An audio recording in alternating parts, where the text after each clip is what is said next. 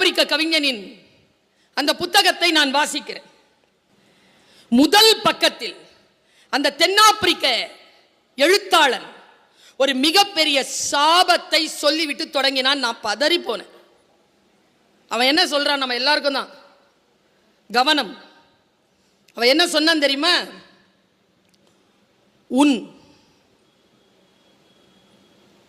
பேரனின் மகன் வசதிகள் இல்லாமல் ஏழ்மையில் உழன்று தெருவில் நடப்பான்.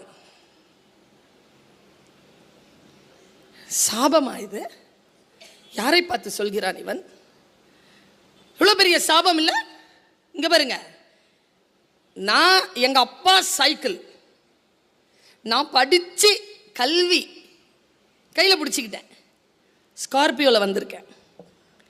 என் பிள்ளைக்கும் ஒரு கல்வியை கொடுத்துட்டேன். அவன் கண்டிப்பாக மெர்சிடிஸோ பிஎம்டபிள்யூ வாங்குவான்.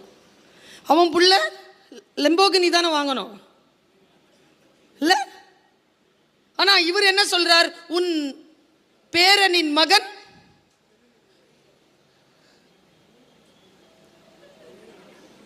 எப்படிரா? ஏன்னா அப்படி சொல்ற என்ன பார்த்து அப்படின்னு கீழே படிக்க ஆரம்பிச்சேன் பாரு. நான் ஒன்று சொல்றேன், யார் பேச்சையும் கேட்காதீங்க, நிறைய படிங்க. யார் பேச்சை கேட்கணும், யார் பேச்சை கேட்கக்கூடாது, எந்த புக்கை படிக்கணும், எந்த புக்கை படிக்கக்கூடாது, யாருக்கு ஓட்டு போடணும், யாருக்கு ஓட்டு போடக்கூடாது, யார் பேச்சை நம்புறது, யார் பேச்சை நம்பாம இருக்கிறது எல்லாம் தெரிஞ்சுப்போம். அடுத்தவங்க சொல்றது இல்ல, நமக்கு புரிகிறதுக்காக சொல்றேன். டூ வீலருக்கு டிரைவர் வைக்கிற மாதிரிங்க அடுத்தவங்க பேச்சோட நம்ம வாழ்க்கையை வாழ்ந்துட்டு இருக்கிறது. நம்ம வாழ்க்கைய நாம தான் செலுத்தணும். அப்படின்னா என்ன பண்ணணும்? ஆமாவா அப்படின்னு கேட்கக்கூடாது. இப்படி சொல்லணும்னா புரியணுமே, புரியணும்னா படிக்கணுமே. படிக்கிறதுக்கு தான் கொண்டு போய் விடும்பொழுது என்னை படிக்கிறதுக்கு ரொம்ப டென்ஷன் பண்ணுறாங்க. அதான் அவர் சொன்னார், ஐஏஎஸ் ஆனவன்லாம் மகிழ்ந்தா படித்தான் இல்லை, ஆனால் அவன் கஷ்டப்பட்டு படிக்கல சார். அவங்களாம் நான் சொல்கிறேன், கஷ்டப்படாமல் இருக்கணுங்கிறதுனால படித்தாங்க. படிச்சிருங்கிற நான் படிக்கலன்னு வச்சுக்கங்க. சரி, இவன் இப்படி சொன்னான், நான் உடனே அவனை தள்ளி வைக்காமல் ஏன் நீ அப்படி எனக்கு சொல்கிறாய் என்று கேட்டு அவனை நான் வாசித்தேன். அவன் சொன்ன ஸ்டேட்மெண்ட் சரியா இருந்ததுன்னா கம் வித் மீ, உயர பறக்க கற்றுக் தருகிறேன். அவன் சொல்றான், உன் பேரனின் மகன் நடப்பான். காரணம் நம்பர் 1, சிரமமான சூழல் வலிமையான மனிதனை உருவாக்கும்.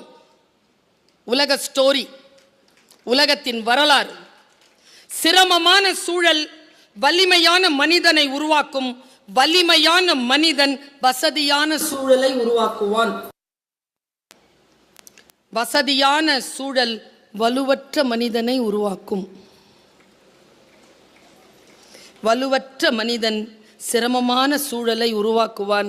அந்த சிரமமான சூழ்நிலையில் உன் பேரன் நடப்பான். இப்ப என்ன சொல்றார்? வசதிகளை ஏற்படுத்தி தராதீர்கள், வலுவான சமூகத்தை ஏற்படுத்தி தாருங்கள் என்று அந்த தென்னாப்பிரிக்க அறிஞன் எனக்கு அறிவுறுத்துகிறார்.